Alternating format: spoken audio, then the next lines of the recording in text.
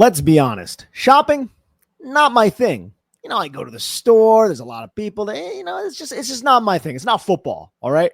I spend way too long scrolling websites just looking for something simple like a nice pair of jeans. And I'm either overwhelmed by all the choices or can't find anything my style and end up with stuff that doesn't fit and doesn't work. That's why I use Stitch Fix. You just take a quick style quiz, share your size, your vibe, and your budget, and boom, you're matched with a real human stylists who handle the rest. They take care of the work for you. They send you a fix box with clothes that actually fit and make sense for your life, work, weekends, whatever. It saves you time. You look great, and you don't even have to think about it. That's the best part. It's no risk, all style. Try it all on in the comfort of your home. Keep what works, send back the rest. Free shipping and returns, always, and no subscription required.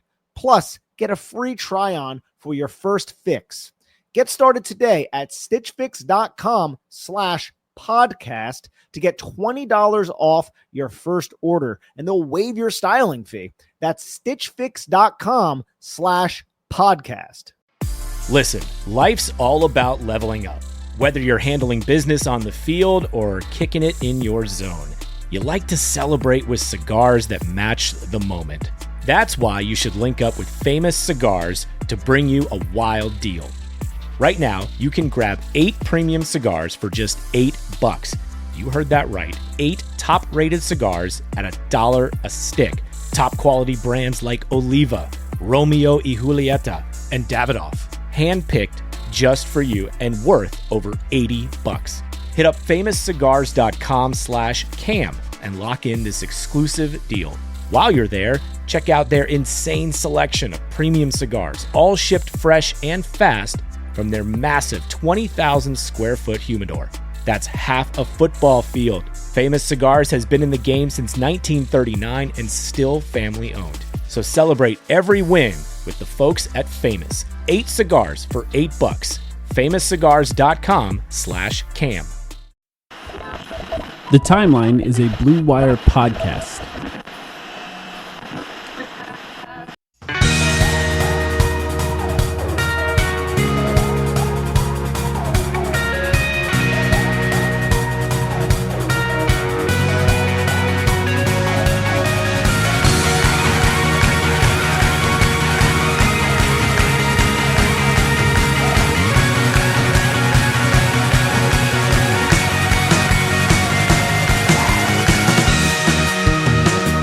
Welcome to the Timeline of Phoenix Suns podcast. 1-0. The Phoenix Suns defeated the Denver Nuggets in Game 1. My name is Mike. I'm here with Sam. Sam, how you doing? They did it again. They did it again. And we are in for a hell of a series, guys. I was sweating during that third quarter. Like, this was such a good game. And then when they were able to blow it open, we are in for a fun ride. This was just an awesome game. And so, like, where do you want to start? I mean, I want to talk about Jokic because I thought first of all, Ayton was fantastic. Everything that he needed to be in this game, and what the Suns did really, as far as their game plan on Nikola Jokic, I thought was perfect because Jokic ended this game with 22 points and only 3 assists, which I think is... And look, he had more turnovers than assists in this game. 4 turnovers to 3 assists. It's exactly what you want to turn Jokic into in order to really take advantage of this matchup. We talked about it. For those who don't know, Sam and I went live on Twitter before the game, and we talked about our expectations for this game and the biggest questions facing the Suns and the Nuggets. And the biggest thing I think that I talked about, the very first thing is, can Ayton stay on the court? By the way, I think he may have ended with 1 foul in this game, which is remarkable. And can they single cover Nikola Jokic with DeAndre Ayton? The answer to that was yes. Jokic still did well. He still scored points, but he was under his averages for the postseason. He was not able to find guys open like he normally can. Didn't look like a point guard like he normally does. And the Suns really capitalized on that. I thought the game plan was fantastic all around. The guys were disciplined, especially in the second half. I thought there was there was some bad defense in the first half, but in the second half particularly, guys were disciplined off the ball, and they did a really good job with their game plan on Jokic tonight. They stuck with their assignments and didn't let him use his IQ to beat you.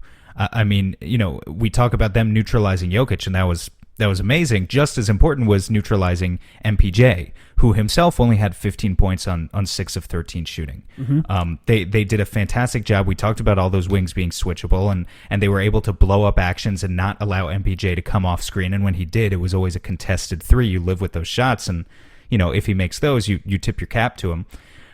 Just a fantastic team performance from the Suns. Honestly, I mean, 22 points and 3 assists from Nikola Jokic in this MVP caliber season he's having. I haven't gone back and looked at his game log, but this has to be one of the worst games he's had all year long. It's honestly a remarkable effort. And I remember, because he was making some threes in this game and he was making some difficult shots, and I think he had 22 points like in the mid or late third quarter, and didn't score at all in the fourth, or at least he didn't score at all in the second half of the fourth quarter. And the reason I know that is because I remember them putting up a graphic that said he had 22 points, and it was like the third quarter, and I was thinking, oh my God, this guy could sleepwalk his way to 30. Honestly, like you could throw any defensive coverage at it. You could still win the game, but he could sleepwalk his way to 30. And then he didn't score for the rest of the game. Yeah. So I mean, flawless execution from the Suns, I guess you could say, in game one. It's exactly what you need to do in order to limit his effectiveness. I think TJ McBride, when he came on our podcast last week, he said it best last week. It was a few days ago. 2 days ago, yeah. He said it best. He's inevitable. He's still going to get points. But I mean, when you hold him to, what was it, 21 points or 22 points on 23 shots? Is that what he ended with? 22 points for DeAndre Ayton. It was a tribute. 20 points. Sorry. 22 points on 23 shots. Yes, exactly. I mean, when you hold him to that, I mean, he's scoring. That's bad efficiency. Ultimately, that's a Donovan Mitchell game. Well, and how about this? 23 field goal attempts, 0 free throws. Yeah, remarkable. Yes, and you have to and that I have to be honest. Ayton played him as well as he possibly could in those standalone one-on-one situations. Yes. I mean, he was honestly fantastic. Even so, I feel like that's a number that's just, it fluctuates. There's variance to it. There's luck involved when you get 0 free throw attempts. I mean, not every game is going to be called like the one tonight. If we're being honest. It's absolutely true, but he still deserves credit because what he didn't do is fall for the fakes. He did not bite because Jokic baits you into fouling him, and then he even flops. And look, they're not going to call those flops as often in the playoffs. And if you can find ways to win that, to not necessarily give him at least the ones that he baits you on, then that's good. Look, if he's wide open running to the rim and you're desperate to stop him from scoring and you slap at him, that's an acceptable foul. Obviously, he shouldn't get open on the way to the rim, but that's an acceptable foul. In our pregame conversation, we talked about how we expected that they would be setting down screens, essentially. So Jokic coming off the ball, an off-ball wing player sets a screen for Jokic as he enters the post. Ayton has to go around that screen and catch him before he catches the ball. Basically, we're talking about how Jokic was going to possibly be getting the ball on the move a little bit more. And I made the point that I think that's bad for the Nuggets. I don't think that's exactly how they want to play this game. They want people to help, essentially. They want Jokic to catch the ball on the high post, and they want a second guy to come over and they can take advantage of the mismatch with the help. When they were setting those screens, it worked a little bit in the first half. They found a really smart way of essentially like hedging or showing on the off-ball screens and giving Ayton time to catch him so he can't get to the rim. And Jokic doesn't want to sort of rumble and bumble his way to the rim. He likes to take his time. He likes to be patient. And if they just slow him down a little bit, that gives Ayton time to get there. And then if they're not helping, then it's a one-on-one shot or it's a contested shot from another player. Really, really smart game plan there. Yeah, I mean, I don't think there's any adjustment for game two. If you want to take this conversation there, like on just the Jokic aspect, the one thing I think we could say in the individual performance from Ayton, is we saw him get burned multiple times in the first half just with the conditioning. And this is something we talked about. We talked about it more with DeAndre last season than this season, just not rushing down fast enough. And the problem there, obviously, is Jokic gets his seal on a small guy, and by the time Ayton can even try to recover, it's already over. Jokic has scored. So that's a minor tweak that you need to clean up in game 2. Just rushing back after the defensive rebound for Denver to make sure you can actually catch up to that guy. Yes. Especially if you're going to match every single minute, which we went into this game right saying they're going to match Ayton and Jokic minutes, minute for minute, and that's exactly what they did. So the conditioning will be an aspect for DeAndre, but otherwise there's nothing to nitpick. And running down also means no complaining about missed foul calls. They're not going to call everything, and he'll catch you on that. He'll take off running, and I don't think it's a coincidence that Jokic was tired as the game rolled on after he spent his time trying to sprint down the court to beat Ayton down there. Yes, it worked at the beginning, but how much can Jokic really do that?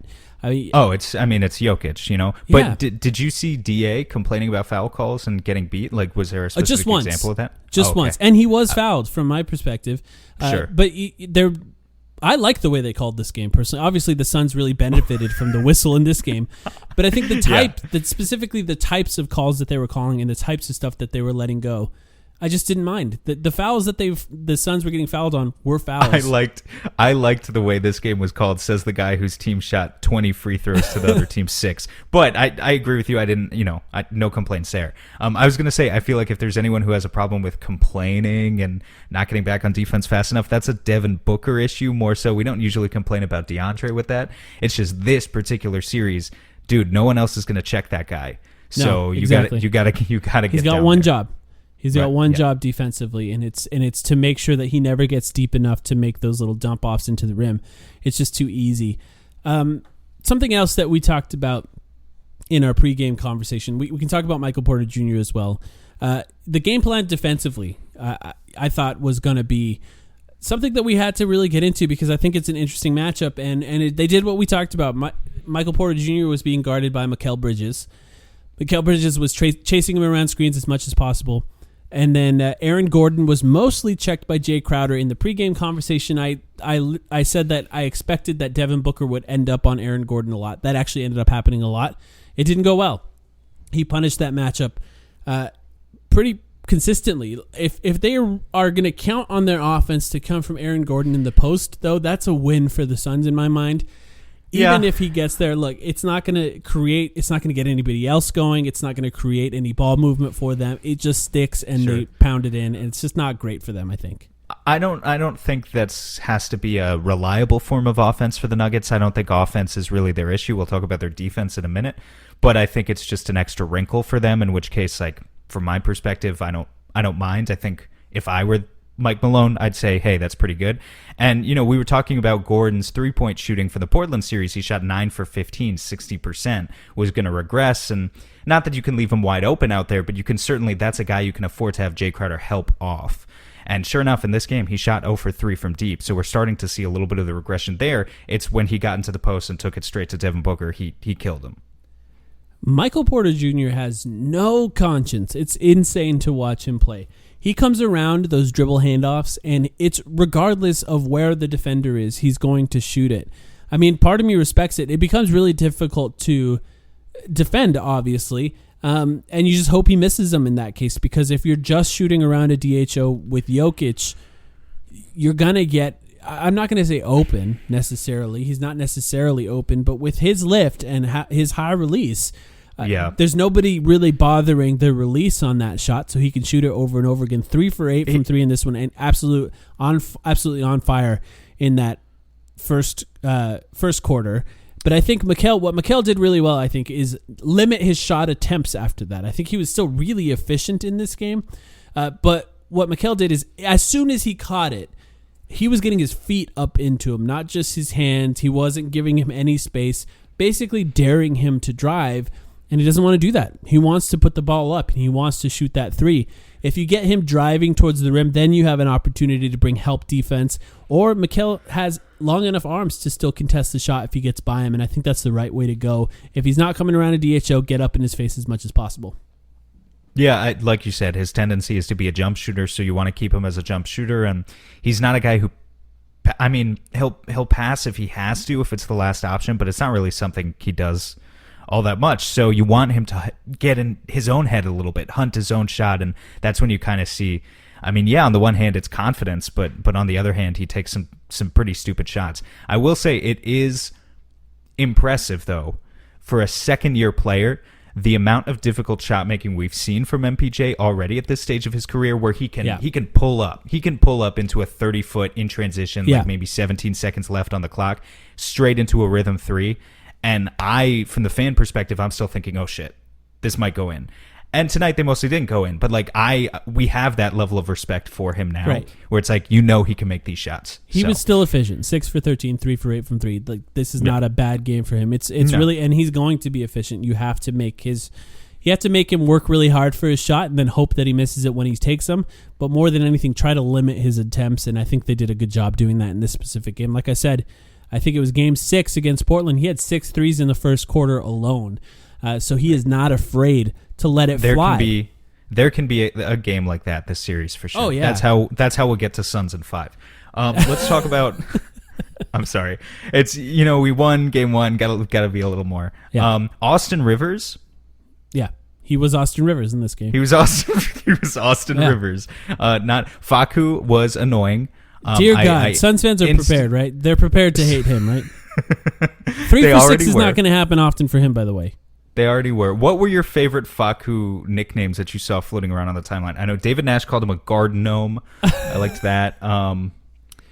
Someone I like, and I'm sorry I can't give you the credit. Someone called him a ratatouille-ass motherfucker. I did see that one. That one I is appreciated great. that. Yeah. It might have been, I don't know. I don't want to say who it was. I saw a Denver fan say, do we really have a 5'4" guard who can't shoot out there in crunch time? Which, but look, hey, he was mostly like impactful. He's pretty good. I don't feel the crazy thing is he shot 3 for 6 from deep, and but every time he shot it, I was like, okay, do it. Like, prove to me that you can do it. I'm not worried about that. I'm not. So, maybe one of those was on the catch. He was shooting a lot off the dribble because Suns are just daring him to do that. And keep doing it. Feel free. He's not going to shoot. He shot 50% in this game. That's not going to happen. That's not going to be a normal thing.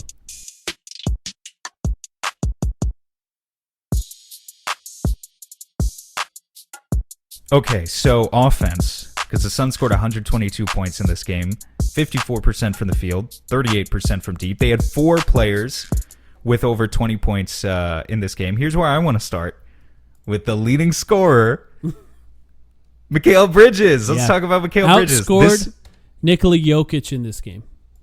That's wild. Isn't it? He outscored and he Nikola really Jokic. did it. He really just did it off the backs of like just that one run in the third quarter.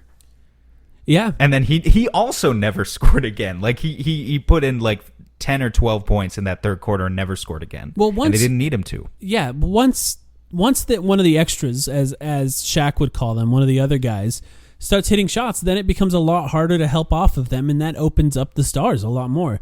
It's up to the role players to keep the defense honest, and they did really well in this game. And I think we talked about it, allow me to pat ourselves on the back again, but when you have the best defenders, essentially their best defender, the one guy, and he's big, right? The guy that's really prime, the prime defender from Mikal Bridges is guarding Devin Booker. That means Mikal Bridges is pretty free to fly here. He's got a lot of room. He's got not a great defender on him because they don't have this. They don't have the guys to guard him, and he needs to come through like this. I mean, you don't need this much every game, but he has to be this aggressive. And most importantly, exactly, it's the aggression. It's the confidence to dribble. That was the most impressive thing. I mean, obviously, look, he shot 4 for 8 from deep. I love seeing him hit corner threes. We should talk about Denver with the corner threes. Oh my God. I don't know what the hell they're doing. Is that their game plan? Give up corner threes? Well, I want to tip my cap to Kellen Olson here because I didn't know this about Denver. He alerted me to it at the beginning of the game. Let me see if I can find the. Did you see this tweet? Yeah. This stat they give up. They give up the most. The Suns, close to the most. The Nuggets. He doesn't actually say. He says the Nuggets were one of the worst teams at giving up corner threes. Yeah. I don't know exactly where it was in frequency, but it's up there. And the Suns shot 43.7% on corner threes in the regular season, the second best mark in the league. I already know without looking it up. The Clippers are first. Yeah, so I don't know what the hell they're doing there. And Mikal and Jay and Cam Johnson, they're all going to feast if that continues to be the case. Cam didn't hit any tonight. But with Mikal, most importantly, he attacked those closeouts with conviction. It wasn't just the corner three. It was mixing it up so that he was a dynamic offensive threat, and that meant getting to the mid-range. That meant having 5 assists with a couple of pretty dimes to DeAndre Ayton on the roll. He for a short time, because for the first half, most of the game, obviously the offensive game plan for the Suns still revolved around Devin Booker, and then it was finding other kind of pressure release valves in the offense once Booker was getting trapped. And then you get to the fourth quarter, it's the Chris Paul takeover. But for that little period of time, it was the Mikal Bridges show. And I just love seeing those glimpses of potential, because it makes me think of maybe what this guy could do on his next contract. I don't know. It's not even just that he took over for a while there. It's that he did it when the Suns could not hit a bucket. I mean, when he came through, saved the game for the Suns because the momentum was not on their side there. And I believe in momentum in basketball, it definitely matters. And for him to stop the bleeding, as they said on the broadcast, mattered a lot. He had to stop it because nobody else was scoring. There was a lid on the rim at the beginning of the third quarter. One of the most dramatic swings in a single quarter that I've seen the Suns play this season. Started out with the Nuggets hitting everything and the Suns not hitting anything, and then ended just the opposite, and the Suns turned it around in that third quarter dramatically and outscored them by 10 points. And it was a 1-point game to start the third quarter, so they were up by 9, and then they outscored them again by 8 in the fourth. And that started with Mikal Bridges finding some seams in their defense and getting to the rim and hitting corner threes, and that's what it took. It's really what it took, and that's what allowed the guys to. It is funny how they play help defense, right? They really come hard off those corners. It's surprising, but that's how the Suns were able to get guys open later on. Really? Yeah, I mean, I guess they want to take away the mid-range from Booker and Paul, and for the most part they did, I guess, in the first half. But I don't know. I really have to go back and watch. This is where I feel like post-game analysis is just not the best, because I only saw it once. I need to go back and watch specifically what they were doing, but that's not a viable strategy. It's not. Like, if you're talking about half-court offense in the NBA, corner threes it's other than a dunk, it's the most efficient shot. So if you're giving up 10, 15, 20 of those looks to the opposing team, you've got a problem. Yeah, absolutely. It's funny because the way the Suns play, right, most times NBA defenses want to force you into pull-up mid-range shots. That's what they think is the least efficient shot, and for most teams it is the least efficient shot. For the Suns, if you're game planning to take that away, it's just a fascinating thing, because in order to take that away, you have to help off the three-point line in a lot of cases, or from the Lakers' perspective, help off of DeAndre Ayton, and that's what gets these guys open. It's proof that the mid-range shot really matters in the NBA still if you have guys that can make it. If you're smart and don't just reduce all of your statistical analysis to, Well, you have to be a passer too. I mean, that's the main thing, right? Chris Paul ended, again, by the way, Chris Paul 11 assists to 1 turnover. Devin Booker 8 assists to 5 turnovers, all 5 in the first half, which I think matters in this specific scenario, because the game plan adjustments that happened at halftime are what won this game. And the way they were guarding Devin Booker, we're finally here, I wanted to talk about this, I thought was pretty fascinating, because they didn't trap at first, and he was getting free and he was scoring some shots. Pretty soon after that, at any time DeAndre Ayton screened for Devin Booker, Jokic was trying to push him out to half court essentially, and Devin Booker was making the right reads over and over and over again after the first few traps. And Suns players were hitting shots. 8 assists is what he ended with, and I thought it was remarkable that he did that so well. But I think it's going to be interesting to see how they make adjustments in this second game, because what happened later on, as other players started getting going, whether that be Cameron Payne or Chris Paul, they started like soft trapping guys that were not even Devin Booker. And if they do that, if they start soft trapping and Devin Booker's on the wing somewhere, that seems like a really bad game plan for the Nuggets. I was surprised that they started trapping other guys. I saw a soft trap on Mikal Bridges in the third quarter, yes, and that's when I was anyone like... that took screens at the top of the key, it seemed like. I was like, what is going on here? Cameron Payne, Chris Paul, they all faced him. Yeah, and they're in a real exploratory phase, because they're grappling with something that we talked about in our spaces earlier today when we went live before the game. It's teams have success when they switch against the Suns, and the Nuggets just don't have that personnel. So they have to find something else. They were trapping Booker. They went with a show most often against Chris Paul, but like he so easily. Here's how we got the best dunk of DeAndre Ayton's career is because Jokic showed, and Chris Paul with his just brilliant passing manipulation in mind was able to break it with a pocket pass instantly. Like you just can't throw extra defenders at Chris Paul because he always finds the open guy. He just always does it. And so they have a long way to go in terms of figuring out exactly which angles they want to give Paul and which angles they want to give Booker. I will say I think Aaron Gordon one-on-one when he got into those situations with Booker did a pretty good job.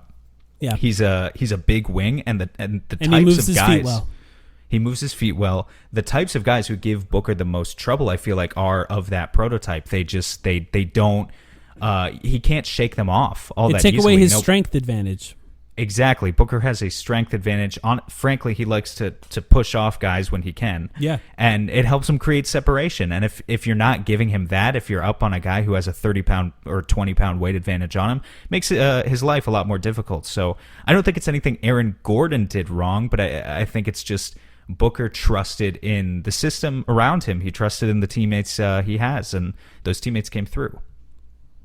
When DeAndre Ayton caught the ball, however far, essentially at the free throw line. Is this about the dunk? And dunked it. I almost passed out. That was Amare Stoudemire-esque. I don't think he's done that his entire career where he caught the ball there with a single dribble. I mean, he had the bullshit. He had not bullshit. It was great. He had the Xavier Tillman dunk at the post earlier this season. That's the only other one that's memorable to me. Against a rookie in a meaningless game. Yeah.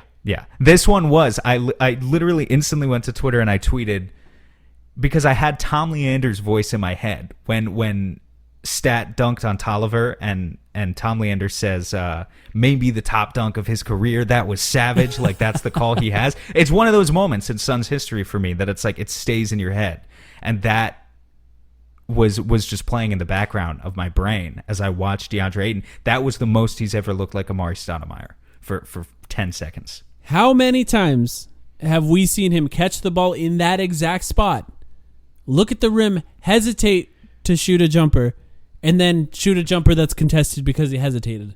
He wants the bag. The difference between smells the bag, Mike. Good. The difference between what he was offensively and that specific dunk, that one dunk, is the difference between him essentially becoming the best center in the NBA if he can continue to do that on a regular basis. And that is not hyperbole. I believe that. No, because he's already the rim threat. He can catch lobs, but that ability to really put that level of pressure on the rim sucks in the defense so much. He had a couple of great passes out from that position too, to McHale corner threes. I mean, again, if the corner is going to be open, then keep making those reads. Yes, and if they're going to drop in on him, the defense is going to get sucked in, just like you said. He's got to make that read, but it's exactly right. That kind of pressure on the rim. I mean, nobody else can do it on the Suns, obviously. Very few players can do it in the NBA. From that far out, that's the important part of this. From that far out to catch it and to be able to put that kind of pressure on the rim. I mean, it really makes you appreciate what Amare Stoudemire was, because he did that 5-6 times a game. At the end of the day, the Nuggets need to decide fast what they're going to take away from this Suns offense. Yeah, because they weren't. Because they didn't take away anything tonight. And they could be better. They didn't. Like the Suns could be better than this too. Yeah, I mean, look, they shot well, 54-38, but they've shot better than that sometimes too. Like this wasn't their peak. Cam Payne could have gone off or something. Like Cam Johnson could have hit threes. There are other things that could have happened, but it was like the only thing you took away tonight was Devin Booker didn't score 40. So if that was your goal, great. But other than that, like Devin Booker and Chris Paul still got their mid-range shots. Yeah. The shooters loved it tonight, and Ayton still got his looks at the rim. So what did you really accomplish? It's just I don't know. I don't know if it's an execution question or if there's an easy game plan switch that they could make here for game 2. It's just so tough when you're throwing out defenders like they have. I mean, like Facu and Austin Rivers for, a combined 70 minutes in the backcourt. It's just tough. Yeah, I see guys like Matt Moore talking about, well, if Mikal Bridges is going to do that, there's nothing you can do. No, it's Matt, and respectfully to Matt, who I saw him a couple days ago talk about how confident he was Nuggets in 6 in the series, and that only made me more confident in our chances.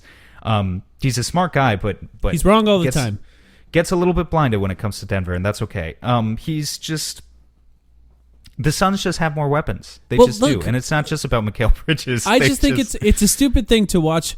It's just dumb to watch Portland, that series, and apply anything to the Suns, because what happened in Portland is Austin Rivers and Monte Morris were going off. The reason Austin Rivers and Monte Morris were going off is because Portland is very bad defensively. That's just not a coincidence. You can't count on those guys to be what they are. We have lots of evidence on who Austin Rivers is, and we have lots of evidence on who Monte Morris is. Monte Morris is better than he is tonight. Yes, I want to say that. Austin Rivers is who he is tonight in most cases. That's just the truth. Monte Morris was a -28 tonight. A -28. That's very, very, very good for the Suns, but I just find it odd to be that confident coming out of that. I mean, do you not know about the Suns' defense? You know, here's where I'll go out on a limb. I think what's funny about this series is that you talk to both Suns fans, you talk to Denver fans, and both of them are so confident. So someone's going to look wrong. Someone's going to look really dumb at the end of the series. I hope it's not us. But I came away from this game thinking, if DeAndre Ayton can guard Jokic with that level of success without getting put into foul trouble, and Chris Paul looks like this for the rest of the series, honestly, like maybe it's Suns in 5. Honestly, maybe it is.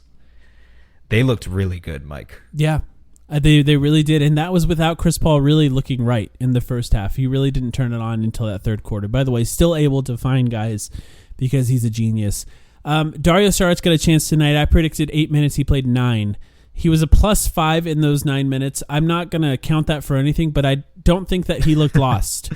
I think he was fine. Yeah. I mean, I think he did better than what I would have expected Frank Kaminsky to do in those lineups.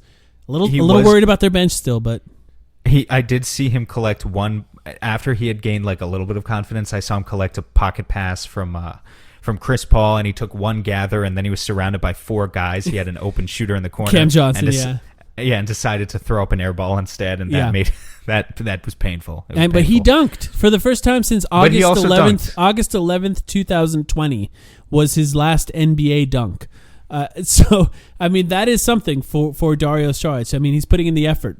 Absolutely. Not quite the DeAndre Ayton dunk. Same with Jay Crowder's dunk, which is kind of a rim grazer too. But they dunked.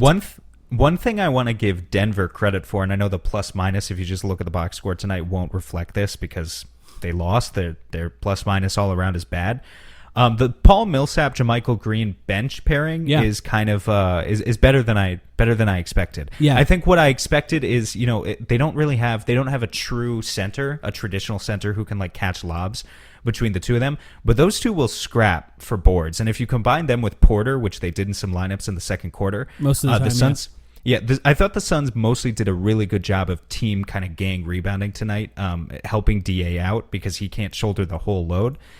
However, that's a unit I think you're going to have to be careful with throughout this series. And another thing I was saying earlier today, I was like, well, maybe you can get away with playing more Torrey Craig at center.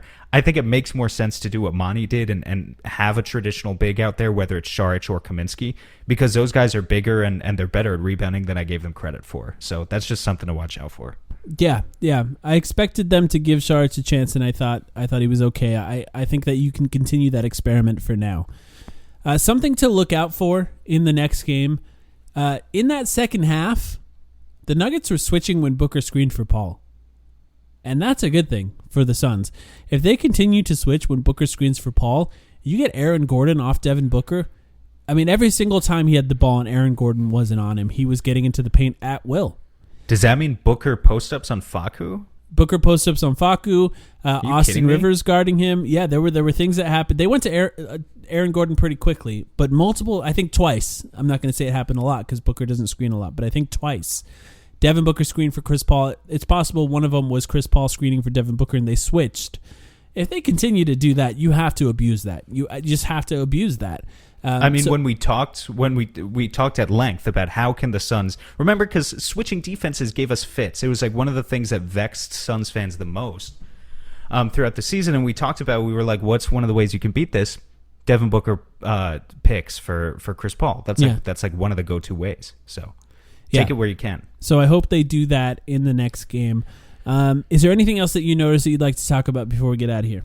There's nothing else I need to get off my chest right now. That was just a really well-rounded win. The building looked like the energy was electric. That was a great game. That was a great game, Mike. It was a great game. It was a blast. Roller coaster third quarter. Broke my heart and then put it all back together by the end of that one. Shout out to the Suns fans. I think you're right to point that out. Shout out to the Suns fans that were at this game. They were remarkable. I imagine the ratio of Suns fans to Nuggets fans is a lot more in the favor of Suns fans than it was when the Lakers were there. So you got to be as loud as possible. Can I just ask if they advance? And I'm not trying to put any voodoo magic out there or whatever, but theoretically, like say they advance and play the Clippers, it wouldn't be like that with Clippers fans, right? Like that's a Lakers exclusive thing. Yes. Yeah. Figured. Yeah, the teams that I've seen a lot of fans at were the Lakers, the Knicks, and the Bulls. Surprisingly, there's a lot of people from Chicago in Phoenix for whatever reason. I've heard that. Yeah. So those are the teams that I've seen, and I've been to just about every team I've seen here in the Suns arena. So yeah, that's a main thing there. We will be back for Game 2. Hopefully another win at home. Got to hold on to that home court advantage. Take advantage of the game plan that they executed well. Make some slight adjustments if you're anticipating that they make some obvious changes. But it comes down to if they don't help off those corners, Devin Booker and Chris Paul are going to be a little bit more free. And if they continue to help, continue to hit those shots. Anything else, Sam? Nope. All right, we'll be back. Next time. Thanks for listening. I'm happy that everybody's getting to see this on the national stage. You know what I mean? Book is special, been special, but now everybody just getting a chance to see it. Y'all getting to see stuff that we already knew. Mikal Bridges, Jay Crowder, the grit that he brought to our team, campaign. You know what I mean? We have a real team, a great coaching staff, and at the end of the day, we just having fun. That's the best part about it. This episode is brought to you by Roe. Confidence is everything. Women can sense it. And trust me, they love it. But if you're in your head worried about performance, that swag, unfortunately, gentlemen, it's gone. Roe Sparks keeps you ready. When the moment hits, you can step up like a superhero and handle your business. No doubt, just confidence. Fellas, Roe Sparks gets you ready fast, dissolving under your tongue and working in 15 minutes on average. No waiting, no missing the moment, plus it stays active up to 36 hours. So when the mood hits, you can go back to back to back, round after round after round. Roe connects guys with medical provider 100% online. So there's no awkward conversation with in-person providers. Go to Roe.com/sparks to see if you qualify. If prescribed, new sexual health patients gets $15 off Sparks on reoccurring plan. Connect with the provider at Roe.co/fourth to find out if prescriptions Roe Sparks are right for you. That's Ro.co/fourth for $15 off your first order. If approved, treatment ships directly to their door. Compounded drugs are permitted to be prescribed under federal law, but are not FDA approved and do not undergo FDA safety, effectiveness, and or manufacturing review. For full safety information, go to Roe.co/safety info.